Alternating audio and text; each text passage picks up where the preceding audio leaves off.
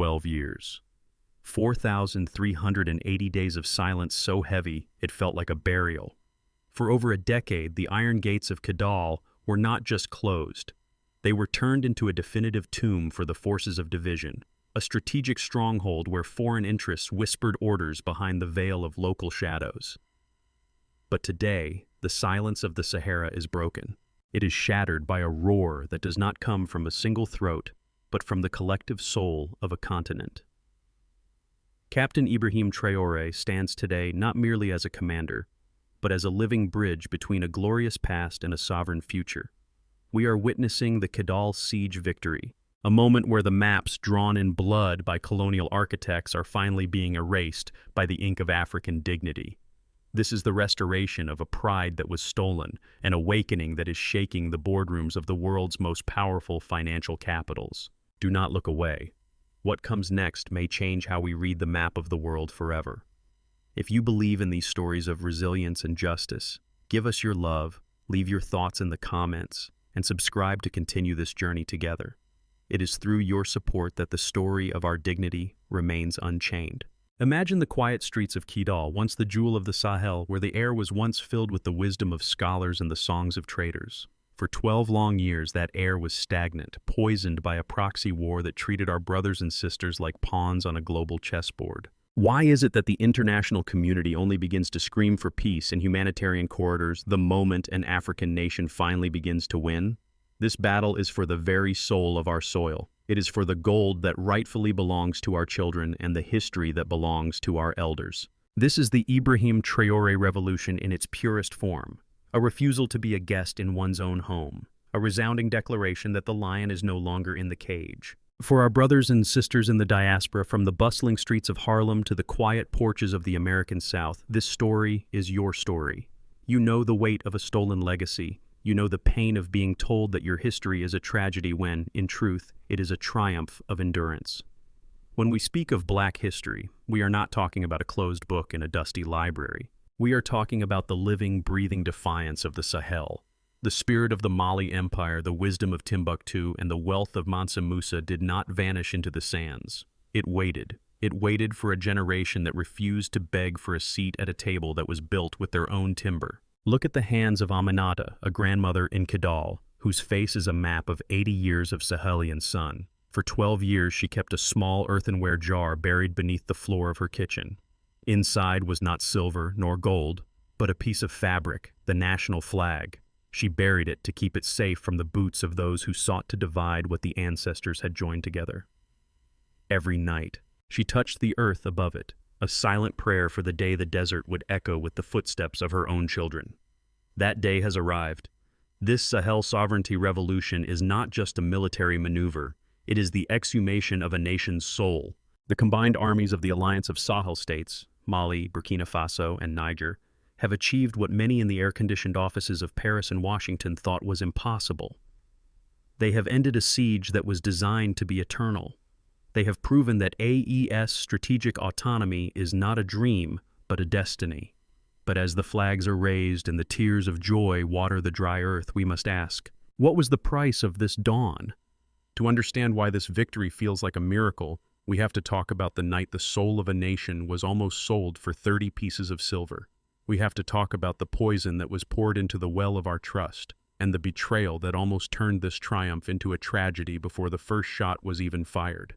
To understand why the Kidal siege victory feels like a miracle, we must first walk through the valley of the shadow of betrayal. We must speak of the night the soul of a nation was nearly bartered for a handful of foreign currency. It was the 25th of April, 2026, a date now etched into the memory of the Sahel, not as a day of war, but as a day of the ultimate sacrilege. Imagine the military heart of Mali, the town of Kati. Here the air is usually thick with the discipline of soldiers sworn to the flag, men whose lives are bound by a sacred oath to their ancestors. But on this night, the silence was a shroud, heavy with the scent of an impending storm that had nothing to do with the weather. A man named Alassane Dio drove a vehicle toward the residence of the defense minister Sadio. Dio was no stranger. He was a brother in arms. He was a man who had shared bread with the very guards he was about to bypass. He knew the security codes. He knew the rotations, and most tragically, He knew the faces of the children inside. When that vehicle exploded, it did more than claim the lives of a minister and his innocent grandchildren. It shattered the very foundation of trust within the state.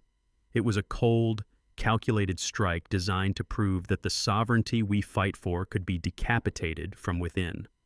This was the opening salvo of a silent war, an attempt to drown the Ibrahim Traoré revolution in the blood of its own defenders. This is the grim reality that defines the struggle of the AES.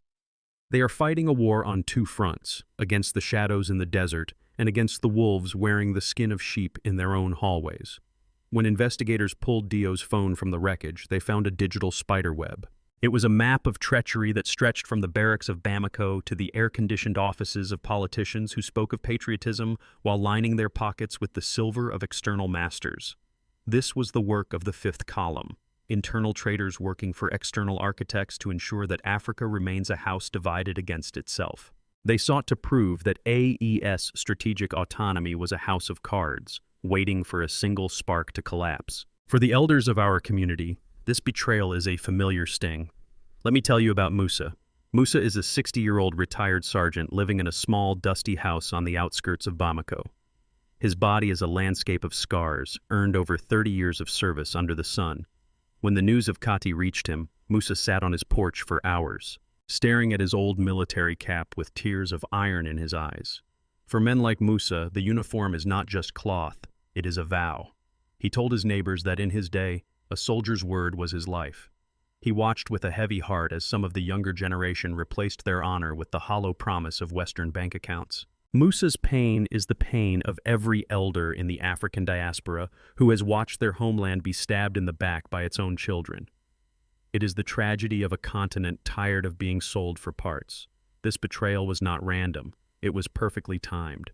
The architects of this chaos wanted the alliance to collapse into a shell of paranoia.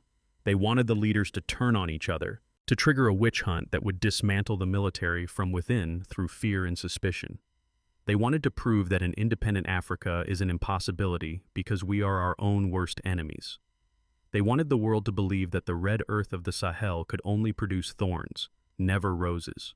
But they fundamentally misunderstood the iron in the blood of the new leadership. Ibrahim Traoré did not respond with blind panic.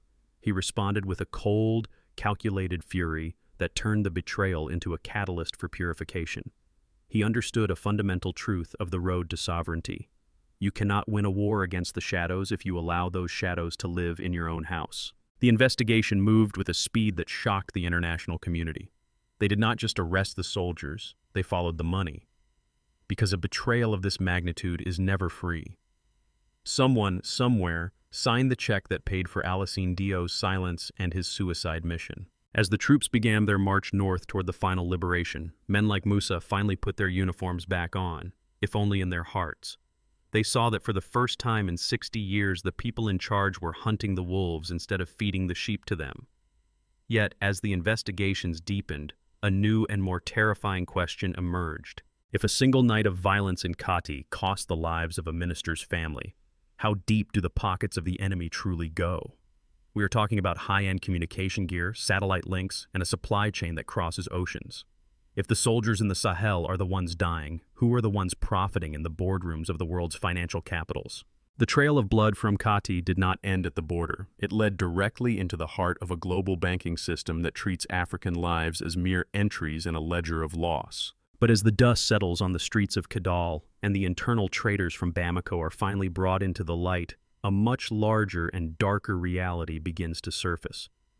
To truly comprehend the miracle of what Ibrahim Traoré and the Alliance of Sahel states are achieving right now, we have to stop looking at this conflict purely through the lens of ideology or religion. We have to start looking at it through the cold and unforgiving lens of accounting. If you want to find the real enemy, you do not just follow the bullets, you follow the money. In the Sahel, war is not just a tragic conflict of beliefs. It is a massive, high-stakes business operation designed to yield a spectacular return on investment for people who live thousands of miles away from the gunfire. When reports surfaced of 12,000 fighters launching coordinated attacks, the mainstream media painted a picture of a grassroots rebellion. They want you to believe this is a localized uprising of angry nomads. But let us use our common sense for a moment. Think about the pure, terrifying logistics of moving 12,000 heavily armed men across some of the harshest desert terrain on this planet. These fighters are not ghosts. They are human beings. They need thousands of pounds of food every single day. They need clean water, medical supplies, fuel for their vehicles, and most importantly, they need to be paid. If we look at regional economic data and cross-reference it with intelligence reports, the financial estimates of sustaining this kind of rebel army are absolutely staggering. Let us assume a very conservative base salary for each fighter to participate in such a high-risk offensive. When you multiply that by 12,000 men, the numbers for a single day of fighting alone would bankrupt most small cities. But war is never just about base salary. You have to pay the field commanders, the explosive specialists, and the bonuses for successful strikes. By the time you add all of those operational costs up, the personnel expenses alone are a mountain of cash that no desert village could ever produce. Before we reveal the next chapter, which is perhaps the most powerful assertion of sovereignty you will ever hear, I want to pause and speak directly to you. If this channel has moved you, if these stories are touching something deep in your spirit, then consider becoming a member, not for exclusive content or perks, but because supporting this channel is directly supporting narratives that mainstream media refuses to tell. Every membership is a vote for the Sahel Doctrine's mission. Every member becomes a co-creator of the revolution we are documenting. Join us. Stand with the principle that African wealth belongs to Africa. The personnel are only the beginning. During the recent counteroffensives, the national armies destroyed over 100 enemy vehicles. We are not talking about rusty old trucks abandoned by farmers. We are talking about brand new, heavily modified desert technicals fitted with heavy machine guns. A single well-equipped vehicle of this type costs a fortune on the illicit black market. When you see hundreds of them roaring across the desert dunes to attack a city, you are literally looking at billions of dollars in mobile assets. Add to this 12,000 assault rifles, sophisticated Western-made optics, night vision equipment, and encrypted communication gear. The total cost for a single weekend of violence in this region easily surpasses 20 billion CFA. For our viewers watching in the United States, that is roughly $33 million spent in one night in one of the poorest geographic regions on the face of the earth. Now let us pause and apply some basic logic. How does a group of supposedly independent, impoverished rebels raise $33 million in cash for a single weekend assault? The honest answer is that they do not. Someone else is signing those massive checks. Let me tell you about Kofi. Kofi is 55 years old. He has sold grain in the small border markets of the Sahel for his entire adult life. He is a man whose hands are calloused from decades of honest, back-breaking labor. Kofi told a local journalist that whenever a major attack happens, the price of basic goods like sugar and flour skyrockets. It is not just because the roads are blocked. It is because dirty money suddenly floods the local economy. Kofi said that when he sees a young man from his village, a boy who could not even afford a bicycle last week, suddenly driving a brand new imported motorcycle and carrying a satellite radio, he knows immediately that a foreign wind is blowing through his home. Kofi's tragedy is that he sees his beautiful culture and his community being bought and paid for by a currency that only brings death. He represents the millions of silent Africans who know deep in their bones that this war is entirely artificial. It is a manufactured crisis designed to keep the lion in a cage. Ibrahim Traoré and the Alliance have realized a fundamental truth. You cannot defeat a multinational corporation of chaos just by shooting at its lowest level employees. You have to cut off the invisible money pipelines. This realization led to the birth of the AES investment bank and the historic move to dismantle the chains of the franc CFA. They understood that AES strategic autonomy is impossible as long as the vault keys to your house are kept in a foreign capital. By creating their own financial architecture, Mali, Burkina Faso, and Niger are finally taking the oxygen away from the proxy war. They are proving that the Kidal siege victory was won in the ledgers before it was won in the trenches. But as the money begins to dry up for the rebels, they have made a desperate, final choice that has forever stained their claim to justice. They have turned to an unholy alliance that threatens to consume the very desert they claim to protect. To truly understand the engine that drives this endless cycle of violence in the Sahel, we must look past the smoke of the explosions and look deep into the red earth of Africa. We must talk about gold. It is a bitter irony that this land is one of the top producers of gold on the entire continent, yet the communities where this wealth is pulled from the ground often live in heartbreaking poverty. This is the great paradox of our time. How can a land so rich be inhabited by people so poor?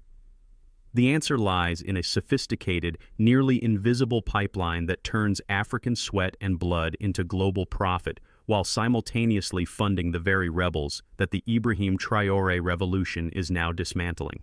Let me tell you the story of Ousmane. Ousmane is 58 years old, a man whose face is a living map of the harsh Sahelian sun and decades of backbreaking labor. He digs with his bare hands and simple rusted tools, descending into narrow, oxygen-deprived shafts every single day just to find a few grains of yellow metal. 10 years ago, Ousmane was a proud father of 3 sons. Today, he is alone. His oldest son was killed when an armed group raided their village to take control of the mine, and his other 2 sons were eventually manipulated into joining the insurgency that ruined their family. For Ousmane, gold is not a blessing. It is a curse that attracts predators from across the horizon. When he looks at a grain of gold in his calloused palm, he sees the spilled blood of his children and the stolen future of his people. Pause for a moment and share with us where you are watching this video. Is it from Africa, from Europe, from the Americas, or from a small village whose name deserves to be spoken aloud? Tell us, because every place matters. The Sahel Doctrine wants to thank you personally and to send a wish across the distance. May freedom and dignity walk beside you, wherever you are. May the strength of your ancestors guide your hands, and may the light of truth always illuminate your path. Let the comments below be not just words, but bridges of solidarity across our global African diaspora. Ousmane's tragedy is the catalyst for the current counteroffensive. The Kidal siege victory was not achieved by chance. It was achieved by systematically hunting down the financial arteries of the insurgency. By sealing Kidal, the alliance is putting a permanent lock on the bank account of the Proxy war. They are nationalizing their own resources, ensuring that every ounce of gold that leaves African soil is accounted for and used to build schools and clinics rather than buying more Kalashnikovs. This is the practical application of AES strategic autonomy. It is the realization that a soldier without a salary will eventually stop fighting, but a nation without its resources will eventually stop existing.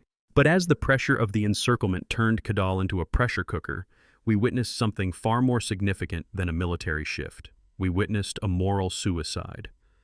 To survive the onslaught, the rebel movements made a desperate and fatal choice.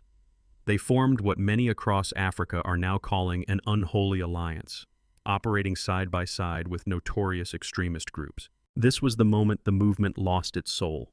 You simply cannot claim to be fighting for freedom while shaking hands with an ideology that seeks to enslave your culture and erase your identity. By merging their operations with global terror, the rebels handed the Ibrahim Traoré government the ultimate moral high ground. It is no longer a complex web of local disputes. It is a clear-cut battle between national sovereignty and a coalition of traitors willing to tear their own country apart for foreign gold. Ibrahim Traoré has used this moral collapse to unify the entire continent. He argues that you cannot call yourself a patriot if you are willing to let your home become an emirate ruled by the sword of foreign extremists. This message resonates deeply with the older generation, those who remember a time when faith was a matter of peace and community. They see this radical ideology as a foreign transplant, a colonial tool designed to replace the true African identity with a dark, imported shadow. As the AES forces tighten their grip, reports are emerging of internal friction between the secular rebels and the religious extremists. The unholy alliance is crumbling under the weight of its own contradictions as supplies run low and the circle closes. Yet, as the local battle reaches its conclusion, we must zoom out. What does the success of this architecture mean for the rest of the world? How are the global superpowers reacting to an Africa that is no longer asking for permission to be free? The nightmare of those who want a weak Africa is coming true. A group of nations planning, funding, and executing a major theater operation with surgical precision and total strategic autonomy. But even as the victory at Kidal is secured, a new and perhaps even more dangerous challenge is rising on the horizon. A diplomatic war that seeks to turn this triumph into a tragedy through the stroke of a pen in a distant capital. As the circle closes and the victory appears certain, we must consider the immense weight of this moment. The rebels inside Kidal, the very men who once paraded with arrogance through the dusty streets, are now reportedly asking for humanitarian corridors to leave the city. There is a profound, almost poetic irony in this plea. 1 week ago, They were part of an army that attacked the heart of the nation, killing innocent civilians in their own homes without a second thought. Now, facing the cold steel and the unified front of the AES alliance, they are appealing to the very international laws and humanitarian principles they chose to ignore for 12 long years. They are begging for mercy from a nation they tried to murder. Ibrahim Traoré faces a difficult and historic choice. Does he allow them to leave and risk a future conflict, or does he finish the operation and face the inevitable wrath of the international press? If we look closely at his track record, he is a man who values long-term stability and national dignity over short-term diplomatic approval. This is the moment where justice meets the red earth. For the mothers in Bamako and the fathers in Ouagadougou, mercy for the unrepentant is a betrayal of the fallen. The decision made in the command centers today will define the legal and moral landscape of the Sahel for the next century. It is the definitive proof that the age of the shadow government is over, and the return of the sovereign state is absolute. The map of the world is being redrawn in real time, not by pen-wielding diplomats in distant capitals, but by the calloused hands of those who actually tread this soil. We are witnessing a shift in the global balance of power. This is a victory for every person of African descent who has ever been told that they were not ready to govern themselves or protect their own borders. The Kidal siege victory is a message shouted to the world. The lion is no longer in the cage, and the rules of the game have changed forever. No longer will the Sahara be a playground for proxy wars. It is becoming a fortress of independence. Think back to Musa, the retired sergeant, or Usman, the gold miner. For them, this is not just a military headline. It is the reclamation of their stolen years. It is the regret for the sons lost to foreign-funded lies, now slowly being replaced by the hope that their grandsons will grow up in a land where the gold in the ground belongs to the child in the cradle. This is the ultimate objective of the Sahel Sovereignty Revolution. It is a movement that understands that you cannot have peace without justice, and you cannot have justice without the power to enforce it. As we prepare to end, remember, this is not the end of the road, but a seed planted in the soil of your heart. Every story of dignity, every voice of sovereignty, is part of a harvest that lies ahead for our entire global community. If you want to see that harvest grow, subscribe to this channel, the Sahel Doctrine. Let this channel be the road we walk together, the light we carry forward in a world that often prefers the dark. Your subscription is not for us alone. It is for the promise of what is still to come, a commitment to keep the flame of African truth burning bright against the winds of misinformation. Join us and be ready for the next chapter that is already waiting to be written in the annals of a free continent. The echoes of the triumph in Kidal are far more than just a military announcement. They are the powerful soundtrack of a continent finally reclaiming its own pulse. Throughout this journey, we have walked through the dark shadows of betrayal at Kati, followed the calculated financial trails of a $33 million war chest, and unmasked the unholy alliance between rebels and global terror. But today, the red earth of the Sahel feels fundamentally different. It feels like home again. For decades, global powers told us that Africa was a laboratory for controlled chaos. Ibrahim Traoré and the visionary leaders of the AES have shattered that myth with the sheer force of their collective will. The Kidal siege victory is a testament to what is possible when we refuse to be pawns on a foreign chessboard. It is the concrete power of AES strategic autonomy to look at our own gold and decide that it will build a school instead of a mercenary's safe house. For our brothers and sisters in the diaspora, this is a definitive triumph of African strategic autonomy and brilliance. The Kidal siege victory has shown that we no longer need a savior from across the sea. We need leaders who trust their own people. As the sun rises over a liberated desert, we realize that the revolution is not just about a city or a border. It is about the soul of a people finally set free to dream.